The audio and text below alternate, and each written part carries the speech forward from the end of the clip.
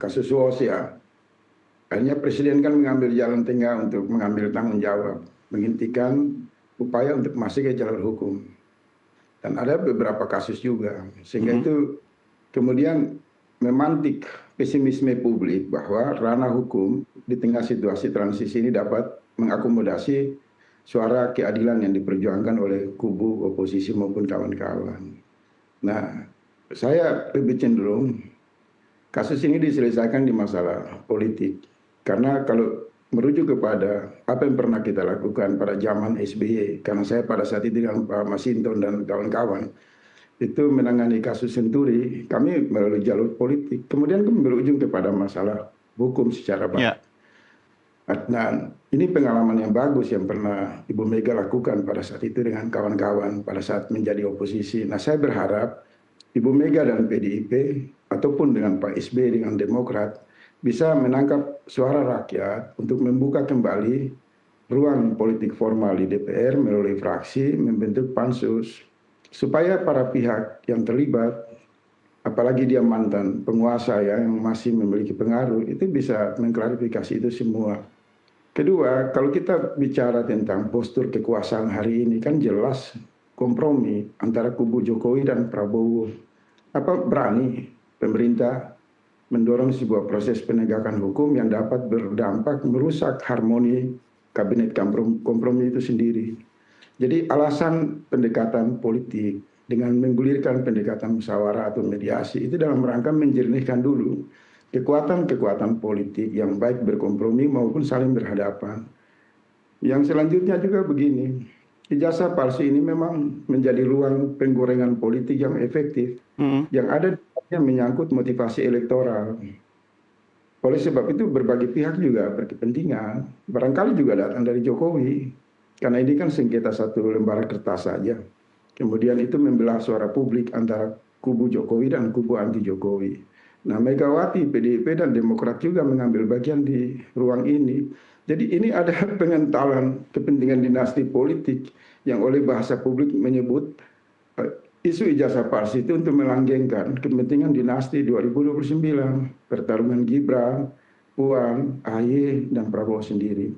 Nah, ini perbincangan non hukum ya. Ini dinamika politik yang Tapi apa nggak sulit itu misalnya antara pendekatan hukum dan politik itu kan pasti akan ada ya menangnya yang mana nih, politik atau hukumnya nih? Kalau belajar dari pendekatan Ibu Megawati dan kami pada saat itu menggulirkan kasus Senturi di DPR kan menghasilkan proses hukum yang teduh dan tenang, mampu memecah masalah Senturi kan, walaupun kasusnya tidak menyasar pada level aktor utamanya. Emang soal ijazah Jokowi sebesar kasus Senturi?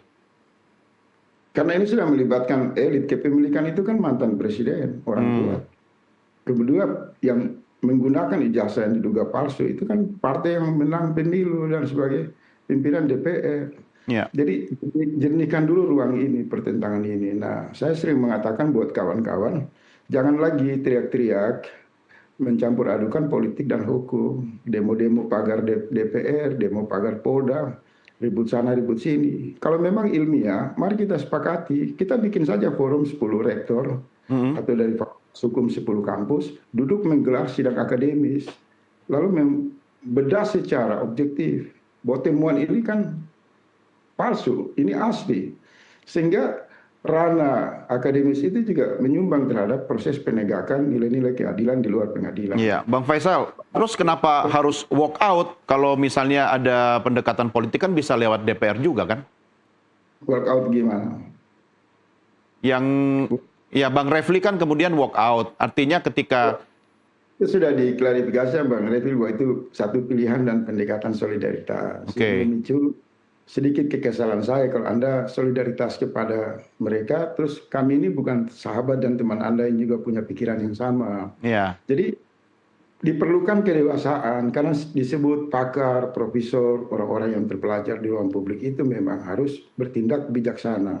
Terlebih forum itu kan dalam rangka mencari solusi bukan hanya soal masalah Tifaroe, tapi ada 1000 korban dari peristiwa kekerasan demo kemarin tanggal 25 dan 29 yang kini menjadi tersangka dan masuk penjara.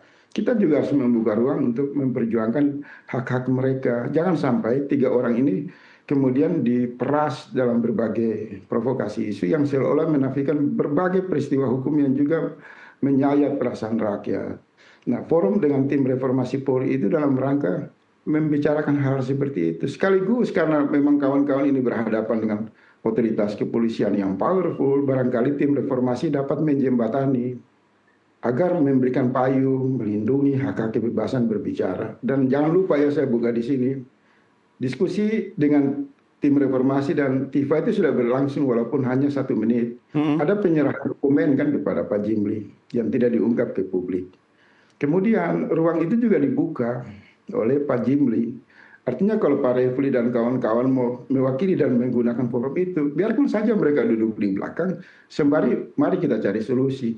Tujuannya kan baik, untuk menghentikan intervensi, baik tafsir hukum yang powerful datang dari kekuatan polisi atau kepentingan politik, sehingga 3 orang ini yang tadi dibilang Pak Refli itu bagus, bisa dicari jalan keluar. Jangan kemudian sudah posisi tersangka kemudian dibentur-benturkan dan teriak-teriak anti mediasi. Ini kan sikap-sikap premanisme. Jadi kalau saya marah dasar. Itu langsung direspon sama Bang Refli, silakan.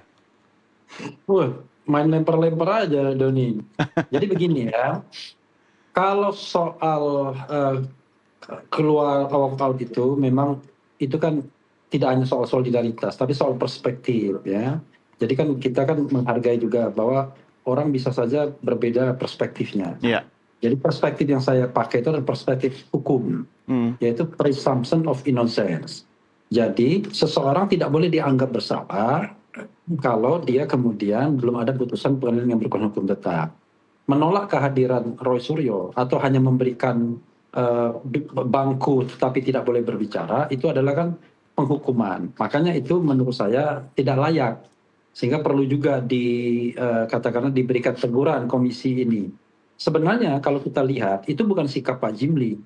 Pak Jimli sendiri sangat welcome sesungguhnya dengan kehadiran Roy Suryo. Tapi ini sikap mohon maaf nih, barangkali ya ada oknum-oknum atau segelintir orang di dalam komisi reformasi yang kemudian barangkali tidak siap untuk berdialog buka-bukaan. Tapi saya tidak menunjuk siapa, karena ketika memasukkan nama Roy Suryo, kemudian Dr. Tifa dan Rismond, itu Pak Jimli bilang, ya kan terserah kamu siapapun kamu bisa masukkan. Ya sudah, saya masukkan 3 nama itu. Lalu tiba-tiba malamnya ada dinamika di antara mereka. Jadi menurut saya ada ketidaksiapan. Dan juga unfairness kalau kita mau jujur ya. Kenapa unfairness? Karena RRT dilarang ngomong, sementara yang hadir di dalam rapat itu adalah justru kantor hukumnya mewakili kepentingan Jokowi. Kan di situ kan ada Otto Hasibuan kan, kita tahu kan Yakub Hasibuan sekarang estafet. Barangkali begini. Sebentar, saya kan tidak memotong salah. Sebentar.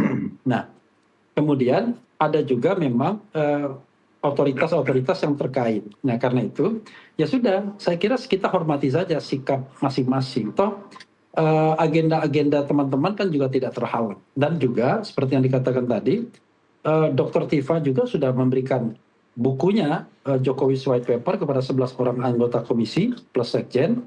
Kemudian dia juga menyampaikan satu surat yang sebenarnya dia mau bacakan sendiri, tapi karena tidak boleh dibacakan, maka kemudian hanya diberikan saja kepada 11 orang tersebut. Jadi menurut saya terus terang saja tidak ingin memperpanjang itu, karena bagi saya nothing.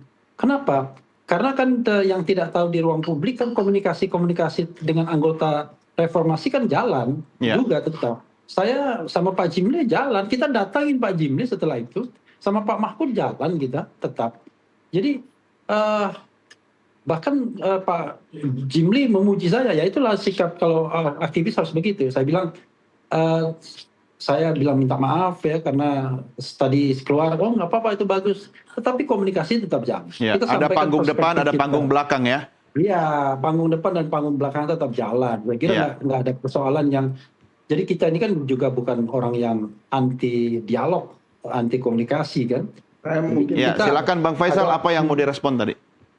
Kalau gaya-gaya bahasa seperti ini menurut saya harus dihindari, karena gaya seperti apa maksudnya? Tadi kan gini, saya kan Faisal ngomong banyak, saya kan nggak potong-potong. ya Saya kan? punya Nah, sekarang saya coba coba juta misalnya ya. saya tambahkan lagi ya.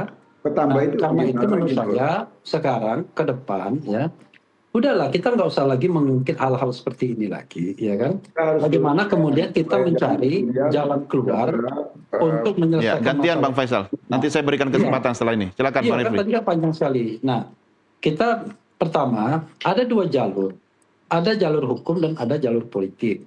Saya termasuk orang yang mengatakan harusnya dari awal DPR itu bekerja secara formal. Hmm. Ini masalah ijazah, baik ijazah Jokowi maupun ijazah Gibran, itu kan tidak harus mendudukan orang sebagai pesakitan. Kalau seandainya DPR itu bekerja melakukan yang namanya inquiry, klarifikasi, Ya. kan gampang sekali, simple sekali. Tinggal kemudian DPR bekerja, meminta ijazahnya benar atau salah, kemudian diuji secara ilmiah akademik, kemudian case close. Tentu dengan integritas, dengan menghargai prinsip good governance dan clean government. Saya kan termasuk Ya. orang yang paling tidak suka melakukan pendekatan sebentar-sebentar dipidanakan, sebentar-sebentar dipidanakan. Oke. Nah, justru aneh. Termasuk juga penyelesaian masalah Gibran yang Ya. dimana Nanti dulu Roy Bang Refli Rismond soal dan itu. Tifa, Saya kasih dulu ke maksudnya Roy Rismond dan Tifa Bang itu Faisal juga dulu. berencana ke sana. Oke, silakan. Ya, Bang Faisal, silakan Anda boleh merespons. Saya kasih waktu yang sama. Ya, kalau sudah selesai saya merespon. Begini, jangan menganggap keluar dari ruangan itu kemudian itu masalah yang biasa. Kalau kita mau memperjuangkan keadilan, dasarnya itu prinsip-prinsip kejujuran itu kita harus bangun. Apa yang kita ucap dengan kenyataan yang kita buat itu sama, sehingga tidak menimbulkan perilaku hipokrasi. Saya harus luruskan di sini, datang saja, kemudian sudah dibuka pintu, dan itu bukan fokus masalah pada Tifa dan kawan-kawan, itu berarti harus ada sikap yang bijaksana. Dan saya kalau mau itu sebenarnya dibuka itu CCTV, supaya kelihatan jelas kan bagaimana dinamika di forum itu sangat bagus. Saya melihat, mohon maaf sekali, kawan-kawan ini, Forum mana?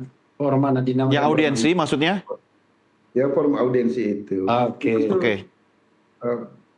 Kenapa bisa di pintu belakang tersangka dengan Pak Jimli ketemu, kemudian ruang itu juga dibuka di ruang terbuka, itu menjadi sesuatu yang ini tidak dewasa. Dan jangan terlalu fokus juga ke satu masalah yang seolah-olah masalah lain itu. Yang Anda maksudkan yang tidak dewasa ini adalah sikapnya, orangnya, atau apa nih Bang Faisal nih? Siapa? Anda boleh nunjuk. Kalau Bang Refli pada saat itu kasih saja 1 menit kita berunding baik-baik, barangkali tidak akan menyulut. Oh, oke. Berarti kata Bang Faisal, Bang Refli tidak dewasa. Tetapi ini kan forum berbeda pendapat boleh ya? Oke, diteruskan dulu Bang Faisal, silakan. Bro, Anda berapa kali ini presenternya ini menggaris-garisbawahi karakter orang, tapi kemudian orangnya nggak dikasih kesempatan menjawab. Ya, sebentar, pasti saya kasih. Harus adil. Tadi kan Bang Refli juga udah banyak. Masih ada 1 menit buat Bang Faisal, silakan. Saya begini aja, kan sudah ada penegasan menolak dialog. Kawan-kawan sering mengatakan DPR itu udah gak diharapkan, semua aparat busuk. Ya udah masuk jalur hukum saja. Kan Tifa sendiri katanya, ini saya perlu klarifikasi dan konfirmasi ya. Tifa sendiri mengatakan dia sudah mendapat petunjuk dari alam gaib, yakin bahwa ijazah ini palsu. Ya udah, pakai kepercayaan dan keyakinan itu masuk ke jalur hukum.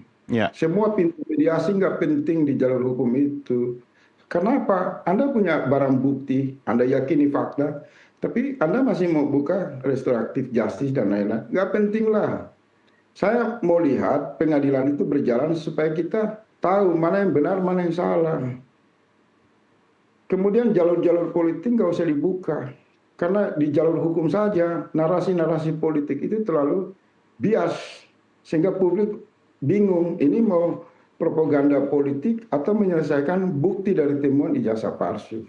Jadi kalau Mbak Tifa sudah dapatkan ilham, bisikan alam gaib, yakin bahwa ijazah itu palsu, maka masuk ke ranah hukum, konsisten. Ya. Sama dengan saya menghadapi Erick Thohir. Saya sendiri nggak merengek-rengek, butuh mobilisasi, demo-demo, nggak penting lah. Kalau saya yakin saya benar, saya lawan. Saya nggak takut. Jadi jangan ada permainan politik kucing garong. Dalam forum itu tampak berbeda, tapi di luar jadi hero. Ya, Bang Faisal, forumnya boleh sama, tapi kan perbedaan pendapat sah-sah saja kan? Anda menghormati perbedaan pendapat. Kalau wilayah politik kan semua dinamis, tapi Ya. kalau wilayah hukum sekali menolak mediasi, buktikan bahwa fakta yang Anda bawa ke pengadilan itu bisa menyelesaikan masalah. Jangan merengek-rengek minta dukungan yang bersifat politis. Itu nggak ada. Pengadilan itu hanya membuktikan fakta. Apa yang terjadi di pengadilan KIP itu kan bagus. Semua menyaksikan. Pertentangan di sana fokus pada pembuktian. Nah, kawan-kawan ini jangan sampai masih baperan soal kalah pilpres, punya afiliasi politik. Kemudian isu ini lebih banyak dagingnya 1 kilo, bumbunya itu 1 ton. Itu kan. Oke, ya, baik. Baik, Ya, sekarang ya, saya berikan ya. ke Bang Refli, silakan Bang. Ya, tolong jangan dipotong ya. Gini, Ya. ya Adindaku Faisal ya, apapun yang Anda katakan it is your opinion ya. Tetapi kita punya pendapat-pendapat yang bisa saja sama, bisa saja berbeda. Saya tidak mengerti Anda bergerak, Anda berbicara, Anda bersikap atas kepentingan siapa saya nggak tahu. Itu it is not my business, ya kan? Karena itu menurut saya hargailah orang yang memiliki pendapat berbeda. Nah, kan? Sebentar Bang Faisal, selesaikan dulu Bang Refli. Dapat objektif Anda setelah saya bicara. Ketika Anda mengkritik saya diam aja. Tapi ketika saya kritik sedikit aja, Anda langsung bergerak. Gimana? Udahlah. Kalau gitu kita hentikan aja dialog. Jangan dong, harusnya saya yang bisa menghentikan atau melanjutkan. Nah, makanya saya minta Bang Faisal, sebentar saja, sebentar. Saya mau minta kata kuncinya Bang Refli tadi kan belum terjawab tuh apa yang Anda lempar ke Bang Refli. Silakan Bang Refli, lanjutkan dulu. Iya, jadi kita itu harus saling menghargai sikap masing-masing orang, ya kan? Jangan memaksakan, tuh kan? Jawab lagi. Karena yang paksa. Nah, kan? Doni, lebih baik kita berhentikan aja nih. Enggak. Silakan Bang Refli, lanjutkan. Assalamualaikum warahmatullahi wabarakatuh. Jangan Bang Refli. Enggak. Saya tetap kasih kesempatan. Dia nggak tahan dia. Ya, enggak, aman. Bang Faisal tetap saya kasih kesempatan juga nanti. Tapi sekarang Bang Refli dulu, silakan Bang. Berhenti nggak dia komentar gitu, mendengarkan orang lain punya perspektif. Saya sabar mendengarkan Anda berdua kok, silakan. Dasar Anda mau ngadu orang. Ya gitulah Bang Refli, silakan. Anda mau ngadu orang itu biar viral ya gitu ya. Jadi gini ya, saya mau pelan-pelan. Setelah ini saya mau berhenti ngomong ya. Setelah ini saya mau leave. Faisal mau ngomong masalah apapun terserah ya. Gini, kita harus saling menghargai. Nggak usah lagi, udahlah. Anda terlalu banyak prasangka. Anda yang punya prasangka tuh Anda sendiri dari awal. Ngomong ini, ngomong itu. Refli Harun ini bekerja tidak ada agenda politik, tidak ada pesanan, tidak ada nyari keuntungan, tidak ada angin yang masuk, tidak masuk angin. Ya kan? Integritas kita boleh diuji. Itu masalahnya. Udah, itu aja. Kalau Anda banyak sekali isu yang melingkupi Anda. Anda bekerja buat siapa? Buat kepentingan siapa? Buat siapa? Jangan manuver untuk ya itulah, udahlah. Dan saya dalam kasus ini tidak ada kaitan apa-apa. It's not my business sebenarnya. Saya hanya ingin memfasilitasi dialog, dan dialog itu adalah dialog dengan tim reformasi. Nggak ada kaitannya dengan agenda-agenda politik di belakang layar itu. Saya nggak ngerti, ya kan? Tetapi saya bicara mengenai sebuah sikap, hargailah, karena sikap itu didasarkan pada sebuah pendapat. Bahwa saya punya pendapat bahwa orang tidak boleh dihukum sebelum ada putusan pengadilan yang berkuatan hukum tetap. Itulah namanya presumption of innocence. Kalau Anda bekerja di bidang hukum, Anda pegang itu namanya presumption of innocence. Bahkan bila perlu, kalau Anda diperlakukan tidak adil, Anda keluar dari itu. Itu orang hukum akan senantiasa begitu. Nah, karena kita beda level bergeraknya. Anda di level politik yang dinamis, saya di level hukum, maka silakan hargai masing-masing. Bergeraklah sesuai dengan keyakinan Anda di level politik, saya bergerak di level hukum. Udah. Mungkin kita bisa sama, bisa kita berbeda. Yang paling penting jangan kemudian tiba-tiba seolah-olah ada yang bersih, ada yang bohong, ada yang tidak. Kalau Anda lihat, ya kan? Coba Anda lihat apa kebohongan yang saya buat, apa uang yang saya dapat, apa transfer yang saya dapat. Nah, apa Anda yakin Refli Harun menjadi alat orang? Refli Harun menjadi orang yang bisa dipakai? Ya. Jadi kalau kita mau adu integritas, ya udah cek rekening lah kita, kan begitu. Udahlah, itu aja lah ya. Sudah. Adinda Faisal, saya mohon maaf ya. Kan Saya emosi. nggak mau berdebat Saja. beginian lagi, nggak enak lah. Kita kan teman ya. Jadi saya mau luruskan begini, Bung Refli. Oke. Nah, Anda Ya, pelan. silakan. Silakan. Saya pelan. Tapi kalau Anda mencoba-coba arogan, saya akan reaksi. Jadi ini masalahnya sederhana. Harus berbesar hati untuk mengatakan bahwa memang ada kehilafan. Manuver Anda keluar dari forum itulah asbab yang memicu prasangka di antara berbagai pihak. Saya mau coba luruskan ini. Sebentar. Prasangka siapa? Prasangka Faisal Assegaf yang menimbulkan bahwa siapa? Kan Anda yang meres itu. Marah-marah, brother. Oke, silakan. Saya dengarkan. Oke. Kehilafan, saya menggunakan terminologi kehilafan. Bahwa manusia itu nggak suci dan sempurna. Oke. Terjadi, kemudian itu menimbulkan reaksi. Kalau merujuk pada diskusi hari ini tentang kongsi, saya mau mengatakan, kalau mereka mengatakan pecah kongsi, ya itu ketidakdewasaan itu yang bisa menyebabkan. Yang belum terjadi, toh. Ya. Tapi kalau pecah kongsi itu kan urusan internal mereka, Bang Faisal. Iya, itu urusan mereka. Saya juga nggak ikut-ikutan di situ, dan kongsinya apa juga kan. Semua ini kan ada arus besar dalam kesadaran bersama untuk menyelesaikan ijazah palsu. Boleh kan saya sarankan, kalaupun tidak diterima juga tidak apa-apa. Mediasi di luar pengadilan itu perlu. Supaya apa? Saling mengkonsolidasikan kekuatan, maju bergerak memenangkan apa yang kita mau. Harus ada sifat elegan seperti itu. Artinya Bang Faisal, ketika Anda menyarankan sesuatu dan saran itu tidak diikuti, Anda juga nggak boleh baper kan? Saya nggak baperan. Saya bilang tiap hari mereka berantem di TV kan, dimediasi oleh media massa. Tim Jokowi dan tim anti Jokowi. Peristiwa itu sudah terjadi. Hanya saja memang kawan-kawan ini paling tidak suka dengan kata musyawarah, kata mediasi, kata dialog. Kawan-kawan ya, bukan Bung Refli. Artinya apa? Karena ada terbakar emosi yang luar biasa, yang terus-menerus dalam algoritma politik, dengan keyakinan yang tadi saya bilang itu. Yang saya dengar, Pak Refli klarifikasi dulu, apa benar Pak? Mbak Tifa itu dapat ilham, bisikan dari alam gaib, bahwa ijazah Pak Jokowi itu palsu. Kalau itu dijadikan alasan, itu sangat menakutkan bagi saya. Karena yang namanya asli atau palsu itu pertentangan ilmiah saja dokumen. Yang kedua, ini masalah sederhana kalau kawan-kawan itu mau bergerak secara konsisten pada wilayah hukum. Dan saya apresiasi karena sudah tim pengacara yang lama sudah dibongkar kan, kita senang. Kita berharap masuknya pengacara yang baru ini bisa menjernihkan masalah, tidak lari nyerempet ke masalah politik. Itu saja. Soal siapa jujur, siapa bersih, saya orang yang selalu menantang. Jadi kalau ada tuduhan-tuduhan siapapun ke saya akan layani. Ya, Bang Faisal, soal alam gaib tadi kan harusnya dijawab sendiri sama Dr. Tifa kan? Tapi Anda bertanya kepada Bang Refli.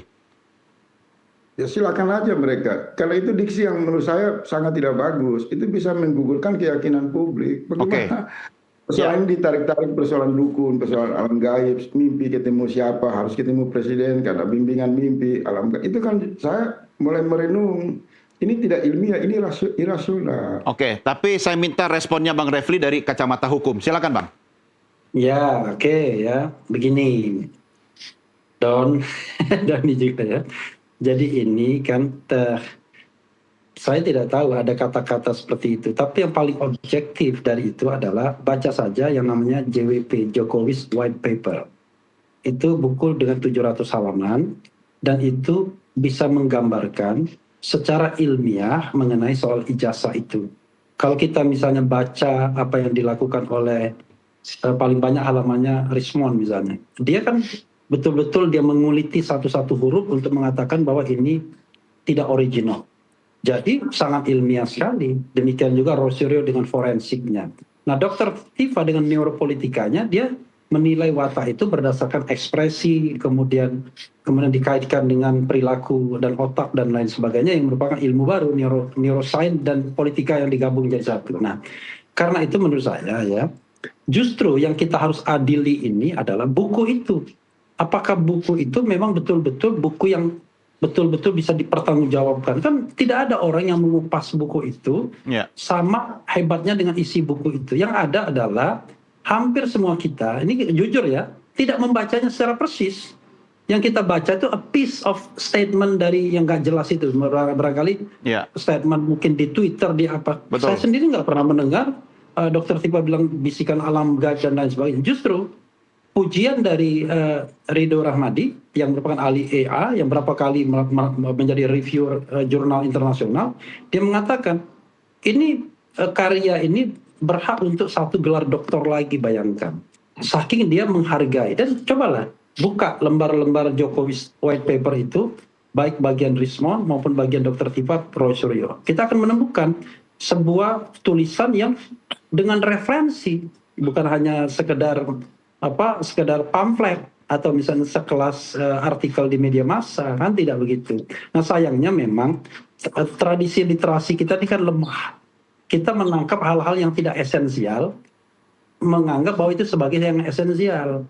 Sementara Jokowi White Paper sebagai dokumen pertanggungjawaban dari ketiga orang ini tidak pernah dimengerti, tidak pernah dibaca, bahkan oleh penyidik sekalipun. Bayangkan misalnya penyidik yang nggak terlalu paham bagaimana bekerjanya digital forensik Rismond, bekerjanya ilmu neuroscience dan neuropolitikanya Dr. Tifa harus menilai, kemudian mengkonstruksikan bahwa apa yang dilakukan itu adalah ujaran kebencian. Apa yang dilakukan itu adalah mengedit dokumen agar tampak palsu dan lain sebagainya. Padahal mereka pre-processing dalam penilaian yang dilakukan Rismond, Roy Suryo saja mereka nggak paham. Nah, karena itu ketika kita mengadili ilmu pengetahuan, ini kayak masa lalu aja Galileo Galilei. Bagaimana otoritas agama menilai sesuatu yang merupakan perkembangan ilmu pengetahuan. Jadi kalau kita mau menjadi bangsa yang beradab, civilized, ya, saya termasuk orang yang paling tidak suka pendekatan itu pidana dan lain sebagainya. Kalau Pak Jokowi tersinggung, harusnya kan digunakan pasal delik aduan saja. Dan delik aduan itu hanya 4 tahun maksimal ancamannya dan tidak punya hak untuk menghukum atau mengancam orang. Seperti Haris Azhar kan, misalnya. Dia itu kan gentle, betul-betul berhadapan antara Luhut dengan Haris Azhar, dan Haris Azhar karena dia tidak ditahan, dia bisa defense dan kemudian memenangkan kasus itu. Ya, kalau ini tidak, delik aduannya ditambah dengan delik-delik umum yang nggak masuk akal, yang tadinya ancaman hukumannya 4 tahun menjadi 12 tahun. Kan itu persoalannya. Karena itu, dua ranah ini mesti kita selesaikan. Ranah hukum harus dibersihkan, ranah politik juga harus berjalan. Nah, berjalannya ranah politik tentu kan urusan banyak stakeholders, ya. Siapapun bisa kemudian mengupayakan ranah politik ini bekerja. Sebenarnya misalnya tim Dr. Tifa yang saya tahu itu sudah mengupayakan juga ranah politik dengan menyurati semua institusi yang relevan, Komnas HAM, Komisi 3 DPR, pimpinan DPR. Tetapi so far tidak ada tanggapan yang memadai. Satu-satunya fraksi yang mau terima cuma fraksi PKS.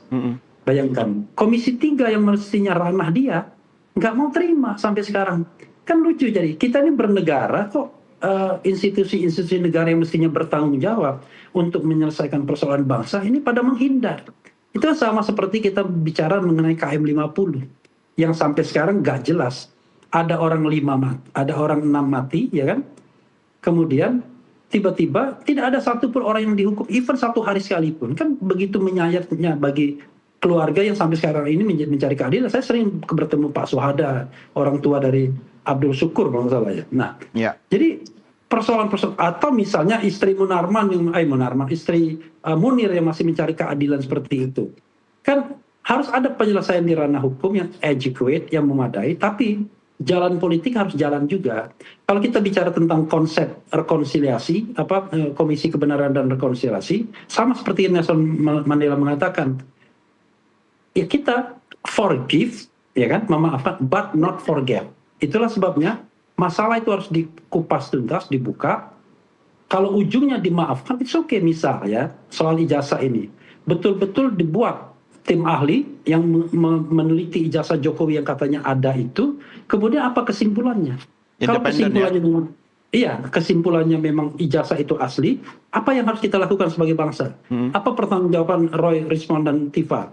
Kalau memang itu palsu, apa pertanggungjawaban yang harus dilakukan oleh Pak Jokowi? Bagaimana kemudian Prabowo melihat ini? Apakah dia akan memberikan misalnya amnesti, grasi, abolisi, dan lain sebagainya? Kan sebagai bangsa kita harus bisa membuka kebenaran itu walaupun itu pahit, dan kemudian menyelesaikannya baik di ranah politik maupun ranah hukum. Saya kira itu cukup ya.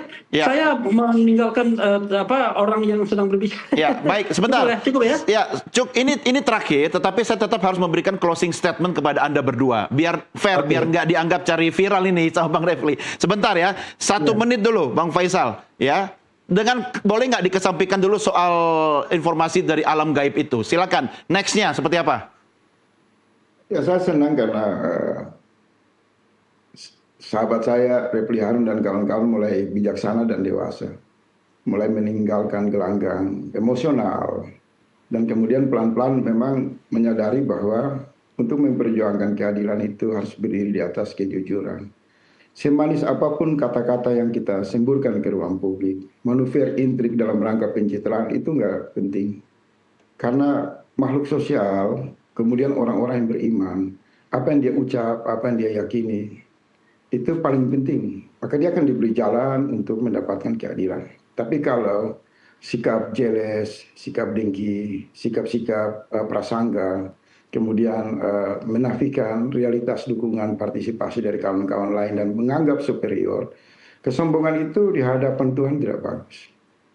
Saya orang yang percaya bahwa dengan kalimat-kalimat yang sederhana, bahasa yang apa adanya, kalau kita yakini sungguh-sungguh, maka kebenaran itu akan menjadi energi membawa kita menang dari apa yang kita cari. Jadi saya apresiasi, saya hargai kawan-kawan yang membuat keonaran, sulitnya membedakan politik dan hukum, mencampur adukan kepentingan politik dan hukum, kemudian berganti kepada kawan-kawan pengacara yang baru dipilih, yang konsisten untuk berbicara dalam narasi hukum. Ini satu kemajuan. Ya, oke. Kan kasus ini mengalir apa adanya. Kedua, saya mau saran, boleh kan?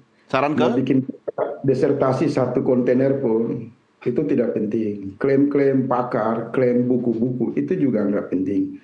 Yang penting itu hanya buktikan saja bahwa ijazah itu palsu dan ruang persidangan barangkali dibuka.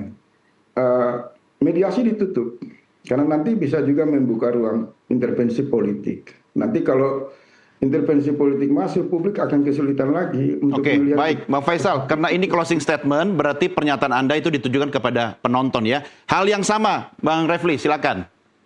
Iya, saya senang ya, teman saya Faisal itu agak sabar sedikit, tidak ngamuk-ngamuk seperti sebelumnya, ya kan? Karena itu menurut saya ya dialog publik ini harus tetap kita lakukan ya. Itu namanya sunatullah ya. Dan tidak perlu juga menuduh orang arogan, orang bohong, dan lain sebagainya. Karena saya pernah dinasihatkan oleh guru saya, don't trust somebody saying trust me. Jadi jangan percaya dengan orang yang mengatakan bahwa percayalah saya. Jadi karena itu saya kira memang ke depan ya kita akan melihat sebenarnya siapa sih sesungguhnya lakon semua ini, apa target politiknya, apa yang dimaui, keuntungan apa yang mau diperoleh, dan lain sebagainya. Tetapi dari itu semua kan keinginan kita adalah negara ini baik, negara ini menjadi negara yang baldatun thayyibatun warabun ghafur, negara yang mewadahi kita semua, dan kemudian itulah alasan kita berbangsa dan bernegara. Karena kita berharap bahwa NKRI ini adalah tempat kita lahir dan insya Allah kita meninggal di sini. Dan kita kemudian merasa bahwa ini adalah jalan ke surga bagi kita semua ya, tanpa harus menghakimi orang lain. Baik. Itu saja. Wabillahi taufiq wal hidayah. Wassalamualaikum warahmatullahi wabarakatuh. Ya, sebentar, Bang Refli, soal kata-kata tadi, jangan percaya pada orang yang mengatakan trust me. Itu hanya dijawab oleh suami yang pulang kemalaman ditanya sama istrinya. Bang Faisal masih bersama kami kan?